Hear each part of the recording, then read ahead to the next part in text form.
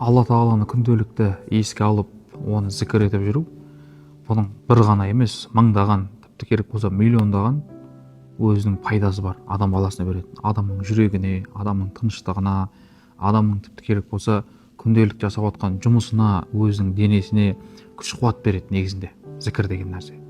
Кейбір адамдар жұмыс істеп жүрсе де, жұмыс істемесе де шаршай беретін адамдар бар. Өзін бос сезініп, андай бір күш қуаты қалмаған сияқты кейбір адам өзі сондай бір сезімдер болады кейде адамда.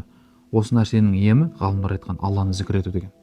Пайғамбарымыз алейхиссалату вассаламның қызы Фатима анамыз пайғамбарымыз қиып айтқан екен: әкешім, Алланың елшісі, мен бойымда шаршау көп, шаршай берем, не істесем болады деп. Сонда пайғамбарымыз алейхиссалам бір керемет мысал айтқан екен. Күнделікті біздің намаздан кейін айтатын 33 рет субханалла, 33 рет альхамдулилля, 34 рет Аллаху акбар деп айт. Сосын ла илаха иллалла вахдаху ла шарика ла, лахул мулк ва лахул хамд, юхи ва юмит, биядихил хайр ва хуа аля кулли шайин қадир деп айтып жүр күнделікті.